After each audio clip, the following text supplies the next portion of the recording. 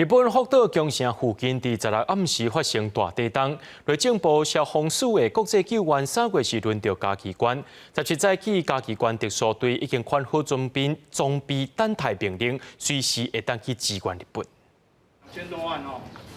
那它震央位置就刚刚有提到在福岛县的外海。特殊队报告日本地震的情况，还有任务的内容。17早时，嘉义县消防局特殊队23名队员完成人员甲器材的准备，等待中央指派出发协助日本救灾。平时就已经有集结好了，那个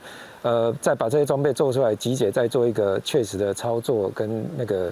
状况的一个检视那目前检视都没有问题。嘉义县特殊队这几年有参与到台南花莲地震的救灾行动，有丰富的搜救经验，配合这个月轮值国际救援管区。县长洪忠良早时嘛到现场视察，了解准备的情况。台湾在这次的疫情里面，日本也赠送我们很多的 AZ 疫苗，包括过去的311的整个日本的强震，台湾对日本伸出的温暖的手，那让两国之间的情谊更加坚定。